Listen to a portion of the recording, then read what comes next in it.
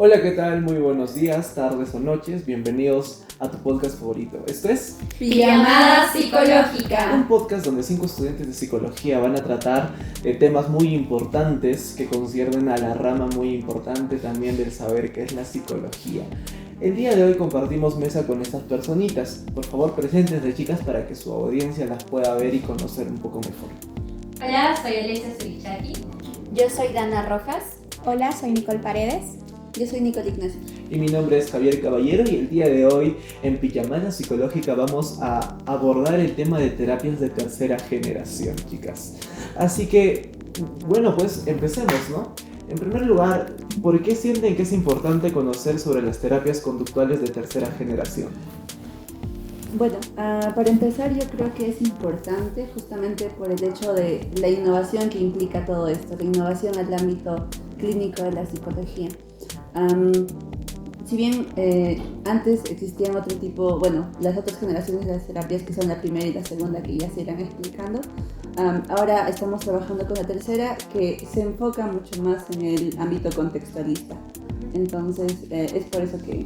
De hecho sí, por eso el nombre de la terapia no solo es terapia de tercera generación, sino que también se les conoce como terapias contextuales que empezaron a aparecer en la década de los 90. Claro, esta mayormente también complementando la información se centra en lo que es el cambio propio por el mismo paciente, ¿no? Que el paciente tenga esa incentivación para poder mejorar el hecho de sus emociones, su contexto, ¿no?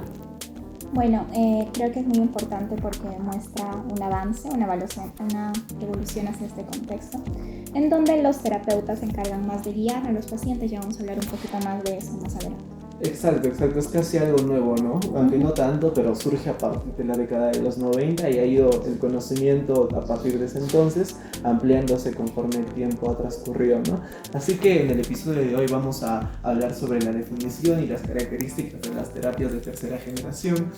Vamos a hablar también del papel del contextualismo funcional en este tipo de terapias. ¿Qué es eso? Se preguntarán algunos de ustedes. Bueno, pues vamos a ir en ello, claro, desglosándolo parte por parte.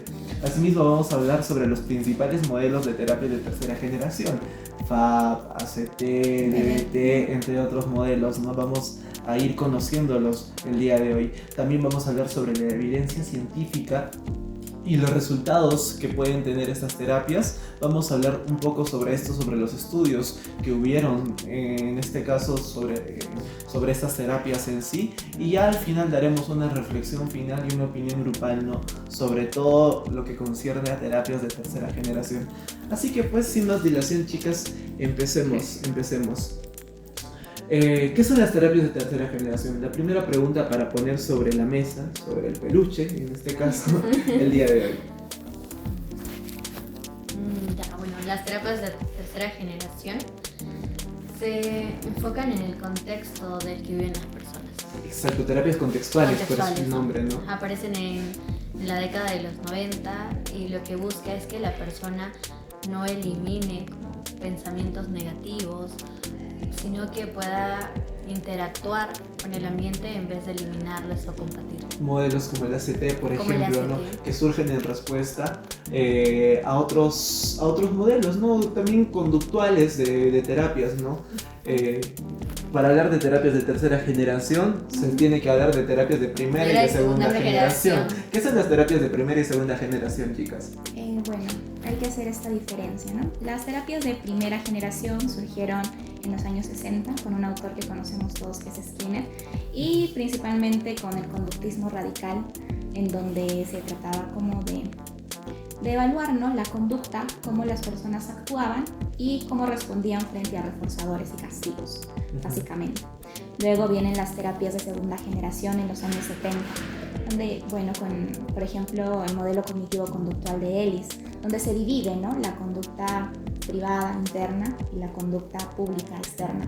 Y se menciona de que la conducta pública pues tiene que ver mucho con los pensamientos, sentimientos de las personas, y para poder mejorar esta conducta pues tenemos que eliminar o modificar nuestros pensamientos, nuestra conducta interna. Ahí es donde pues evolucionan esas ideas y surgen las terapias de tercera generación en los años 90, en el cual pues ya se deja un poquito de lado esto y se unifica a la persona y la vemos en un contexto, ¿no? La persona no se puede pues no se le puede poner una etiqueta sino evaluarlo en relación a ello. Claro, exacto. En este caso se habla de la persona en función de un contexto, ¿no? Cosa que vamos a abordar dentro de un momento también con esto del contextualismo funcional. Pero ya para ir adelantando que la diferencia básica sobre todo entre las terapias de primera, segunda y tercera generación es que las terapias de tercera generación se basan sobre todo en el contexto de la persona. Sí, acotando un poco a lo que mencionas, creo que es importante el hecho de considerar de que si bien las terapias de primera y segunda generación eran mucho más enfocadas, o bueno, principalmente la de segunda, en el aspecto o en el modelo biomédico, ¿no? Entonces, pues estas se basaban mucho más en los criterios, en los trastornos o las etiquetas, como mencionábamos, cosa que pues en la tercera tampoco ya se menciona, sino que ya se conoce al paciente dicho por la segunda o primera generación como consultante o cliente. Consultante. Que es algo bastante interesante también que podemos observar. Claro, de hecho esto es muy importante, esto que mencionas, porque es un punto clave para abordar, ¿no? En este caso la forma en cómo se aborda, valga la redundancia, el sufrimiento psicológico, ¿cierto? Porque hasta cierto punto las etiquetas dadas antes en cómo se actuaba en estas terapias de segunda y primera generación, sobre todo, ¿no? Ahora en la tercera generación se va a enfocar sobre todo hasta cierto punto en el problema como tal, ¿no? En este caso, cómo una persona se interacciona con su contexto y cómo poder en este caso hacer cambiar y modificar este contexto, o sea, contexto entendiéndose más allá de cómo interactúan las personas con su ambiente, también el hecho de cómo interactúan las personas con las personas de forma interna hasta cierto punto. Sí, justo lo que mencionas, creo que el hecho de que antes se buscaba la etiqueta o el diagnóstico más que nada con criterios o con síntomas o signos es algo importante que recalcar aquí, porque ahora ya no se busca justamente eso, sino que ahora en lugar de tratar de erradicar los signos o los síntomas, como se les decía, ahora se busca tener como que buscar en la persona un cambio ya de por vida, un cambio no solamente de erradicar los signos al momento, sino un cambio, un plan de vida para la persona propuesto con valores y con sentido. Bueno, se trata de no suprimir eso, ¿no? Sino de aprender a aceptarlo y de actuar en función a nuestros hábitos, nuestros valores y así tener una mejor calidad de vida y bienestar. Exacto, para tener una mejor calidad de vida y un mejor bienestar. Claro, una vida plena. Claro. Exacto. Y en ese sentido, como estamos hablando mucho, ¿no? Y dijimos hace un momento que íbamos a tratar este punto, el papel del contextualismo funcional en este tipo de terapias, ¿no? Pero para abordar este punto, primero tendríamos que saber qué es el contextualismo funcional. Para ello, justamente hemos estado estudiando sobre este punto y tenemos una cita muy importante que recalcar. Nicole, ayúdanos, por favor. Justo como nos menciona Pérez en el 2014, el contextualismo funcional es una extensión del conductismo radical de Skinner, interesada en dar cuenta de las emergencias de capacidades y competencias lingüísticas y cognitivo complejas, a partir de procesos precursores mucho más básicos. Suena bastante complicado, pero en realidad es algo un poco más simple y se la paso a mi compañera para que lo explique mucho mejor. Bueno, en otras palabras, esto hace referencia a dividir, ¿no? Contextualismo, contexto funcional, que sea pues que realmente pues la función básicamente. Esto hace referencia a cómo nosotros actuamos en el contexto.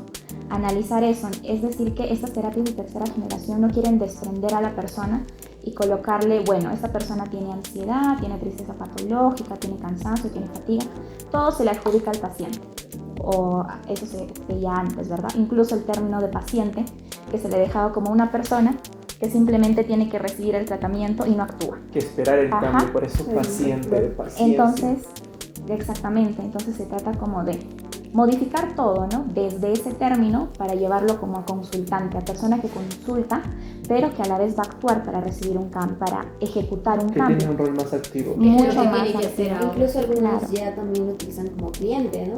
Que acude a un servicio porque justamente algo está yendo mal, ¿no? Ajá, entonces justamente eso, relacionándolo con el contextualismo funcional, es no separar a la persona, ¿no? Entenderla, que esta persona actúa, siente, piensa en relación al contexto en el cual está viviendo. Entonces, ¿qué tenemos que cambiar? No solamente la actitud de la persona, sino el contexto en el cual se desarrolla. A eso se refiere. Claro, porque en terapias de tercera generación entendemos que el problema está en el contexto y no en la persona. Y para que ocurra un cambio, tiene que ocurrir un cambio en el contexto.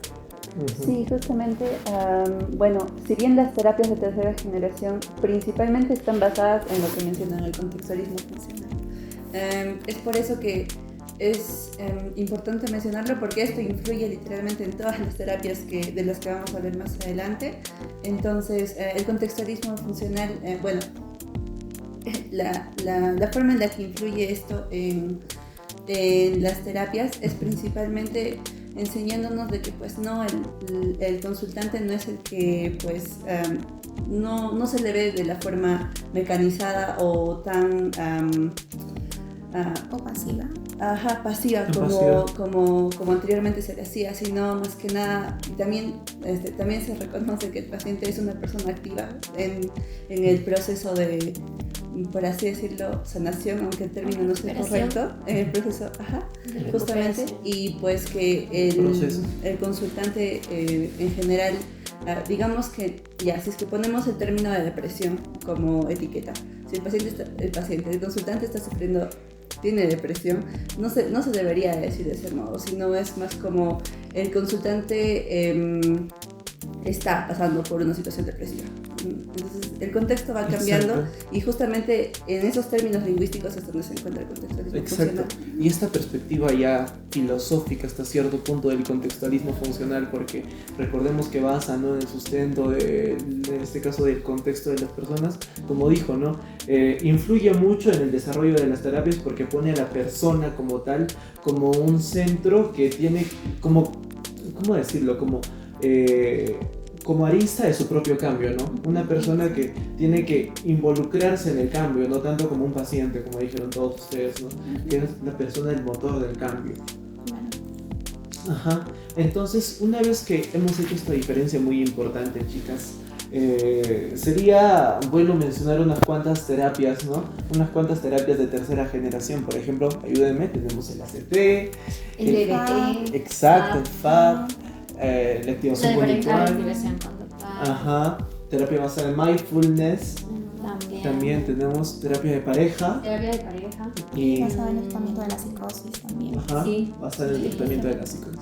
Así que me gustaría, ¿no?, poder abordar de forma un poco más, con mayor detenimiento este tipo de terapias. Por ejemplo, podríamos empezar hablando, ¿les parece del FAB? Sí, podemos empezar, claro. A ver, con respecto al FAB, el FAB se centra principalmente en dos bases, que vendrían a ser primero la relación terapéutica del paciente y del terapeuta, del cliente y del terapeuta, y lo segundo que vendría a ser la equivalencia funcional.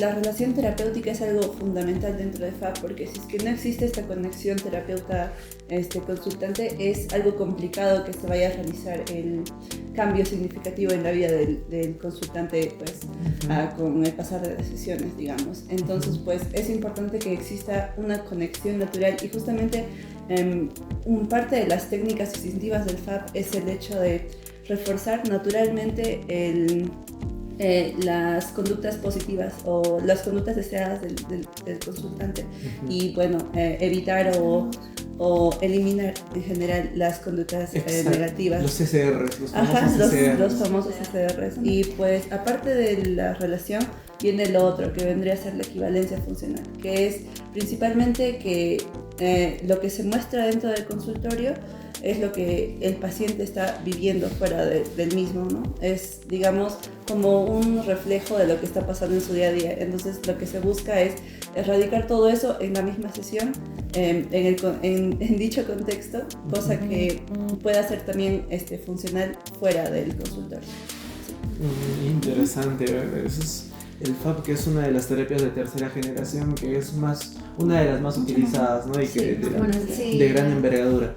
Por otra parte, después, bueno, no sé si después, porque es igual de importante, de acuerdo también al enfoque que le dé el terapeuta, tenemos, ¿no?, la terapia de aceptación y compromiso, que es una terapia muy conocida de tercera generación, que, por ejemplo, ¿le puedes explicar la terapia de aceptación y compromiso, por favor? Bueno, la ACT es otra de las terapias de tercera generación bastante utilizadas actualmente. ¿Por qué? Porque se combinan estos dos aspectos, la aceptación y el compromiso. ¿Qué pasa con esta terapia? Aquí se toma muy en cuenta lo que la persona, por ejemplo, piensa, siente, ¿verdad? Y muchas personas que tienen, por ejemplo, depresión y ansiedad, ¿qué tratan de hacer para sentirse mejor? Que es una práctica no correcta, pero lo hacen porque no saben cómo afrontarlo. Entonces, quiero eliminar este pensamiento porque me hace sentir mal. Entonces, esto es lo que no quiere esta terapia. ¿Por qué? Porque hay muchos efectos contraproducentes si tratamos de suprimir simplemente ese sentimiento.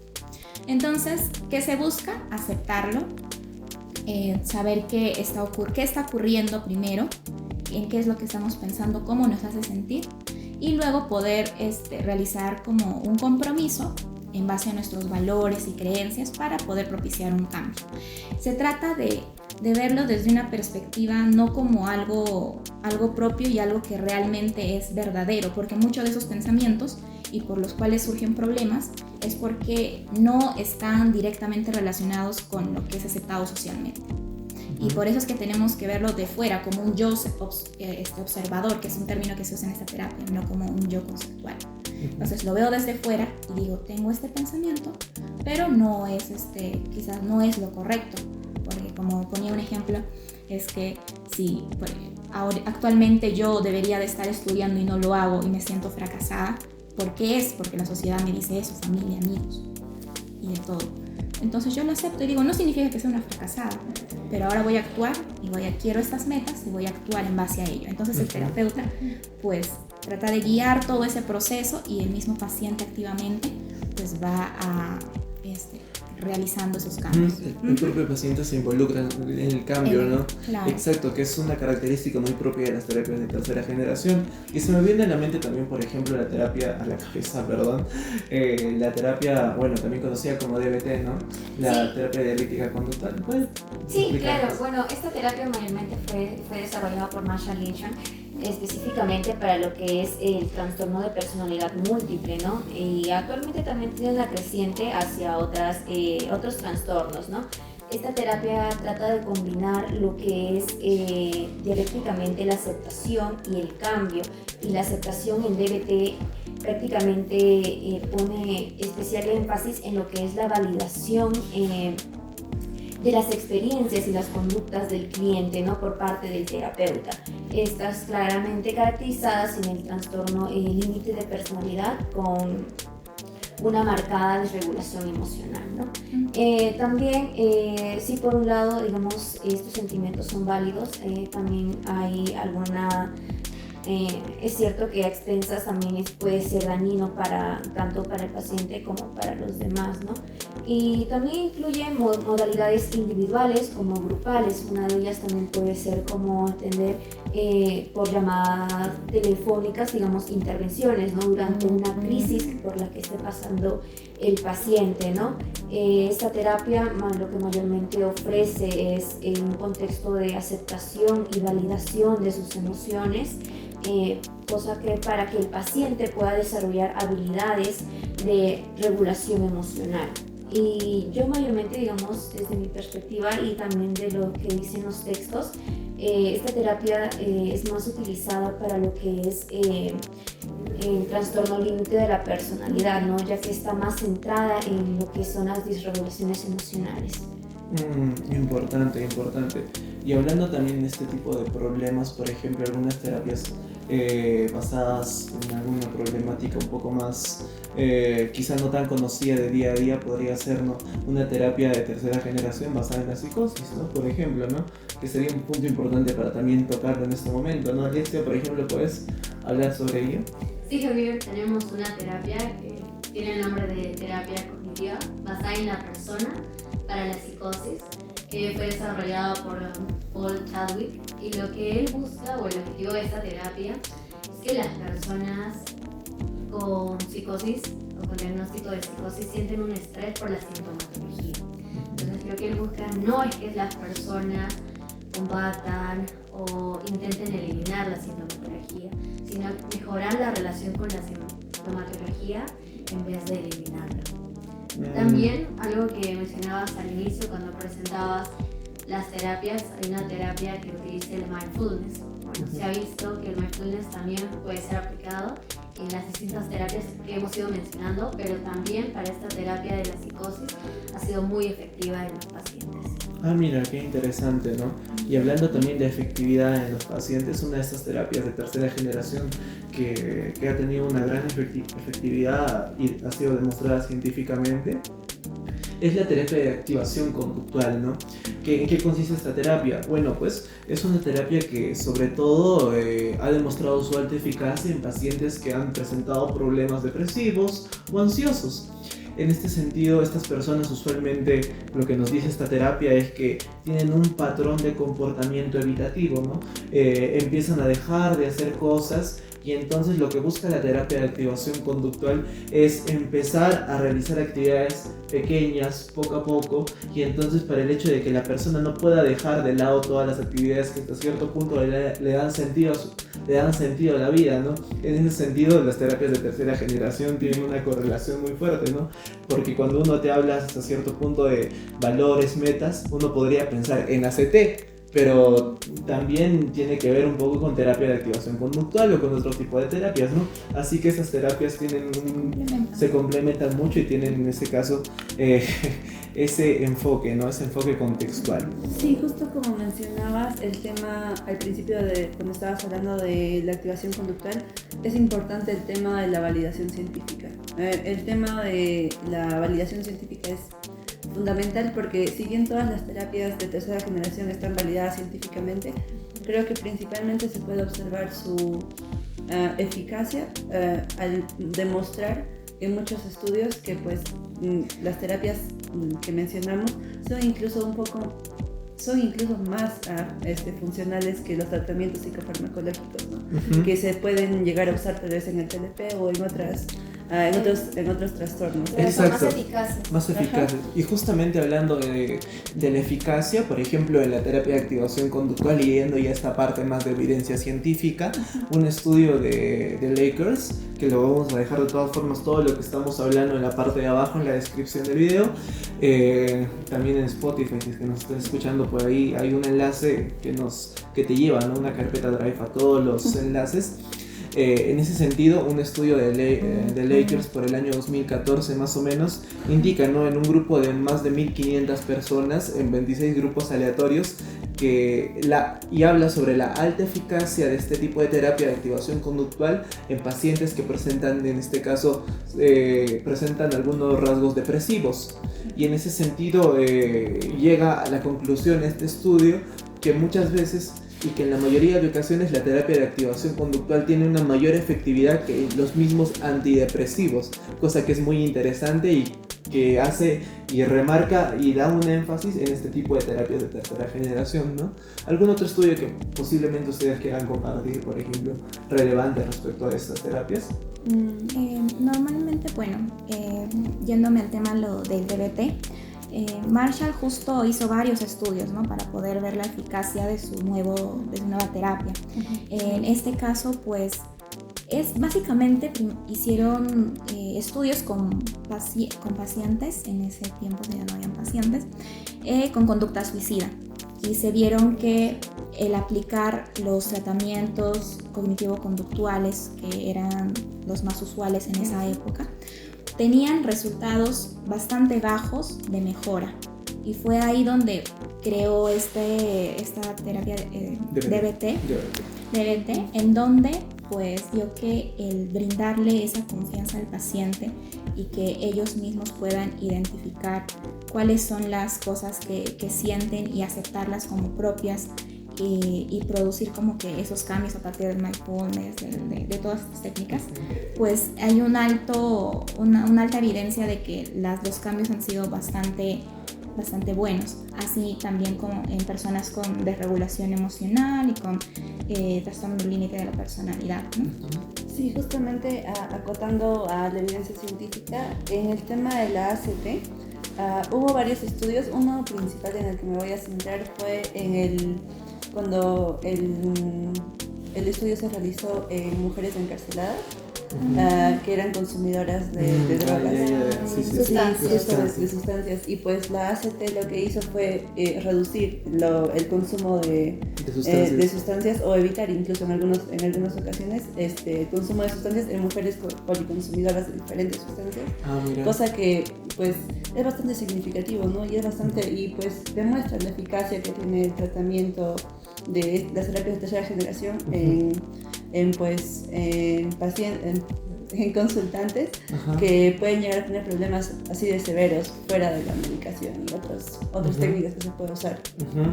Qué interesante lo que mencionas. Recuerden que estamos llegando ya a la parte final, así que si es que te está gustando hasta el momento el podcast, puedes ayudarnos mucho suscribiéndote, dándole like y activando la campanita. Así que bueno, chicas, conclusiones, reflexiones finales, alguna opinión que tengan sobre todo lo que hemos ido abordando a lo largo de este maravilloso podcast.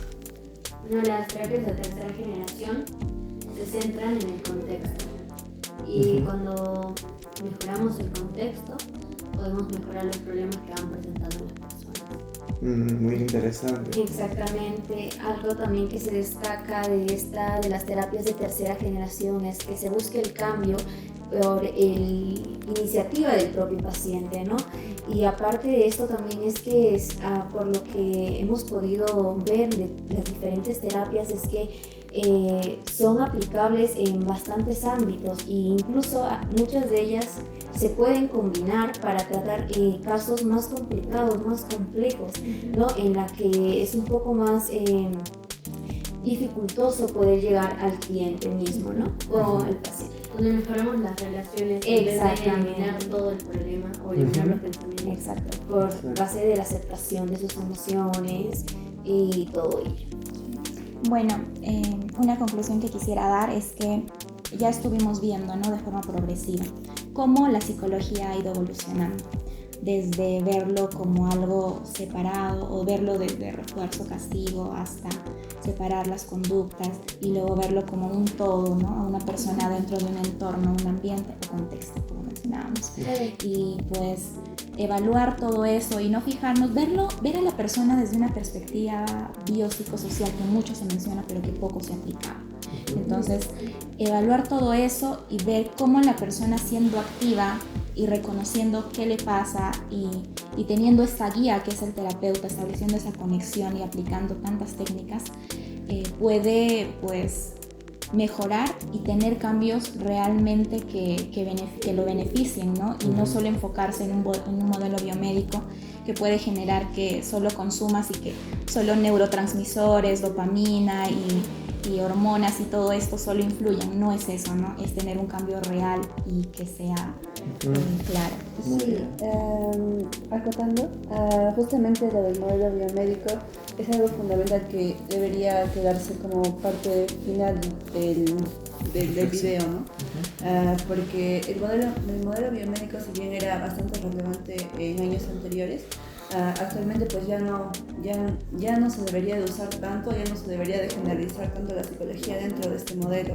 Si bien antes se buscaba más reducir los síntomas o los síntomas de los pacientes, actualmente con las terapias de tercera generación lo que se busca es generarles o darles a los consultantes una vida con propósito y con sentido, cosa de que ellos puedan vivir su vida de la mejor forma y de esta forma pues puedan mejorar en todas sus relaciones interpersonales y todo lo demás, cosa de que ya no se dependa tanto de los fármacos o cosas Claro. similares.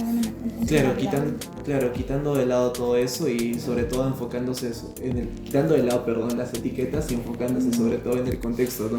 Que es la gran enseñanza que nos deja, creo, el podcast del día de hoy, ¿no? Sobre todo si es que yo tuviera que definir el podcast en una sola palabra, sería la palabra contexto. Contexto. Exacto. Así que bueno, pues estas terapias pueden aportar mucho.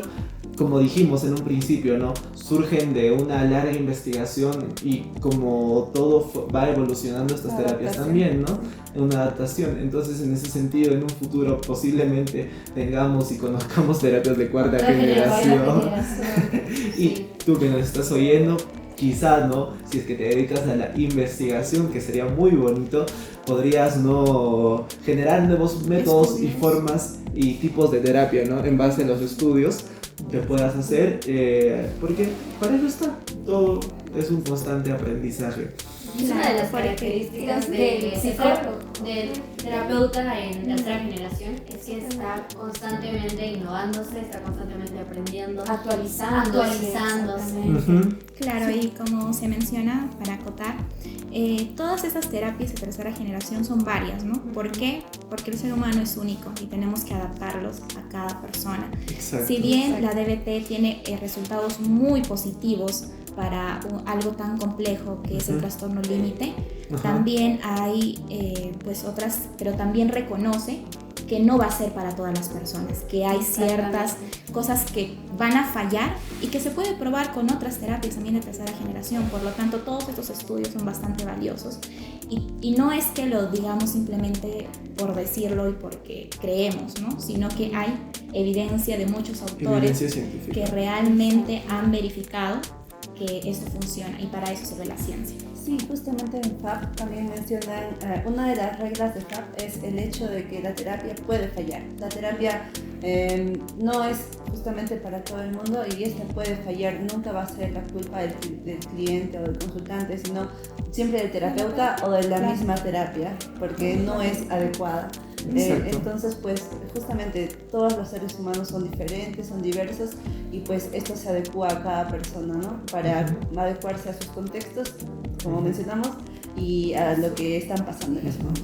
Claro, y poder sacar mejores resultados incluso en su recuperación. Por eso existen todos estos modelos. Y última pregunta, ¿y a ti qué tipo de terapia te interesa más? ¿Qué tipo de terapia de tercera generación te interesa más?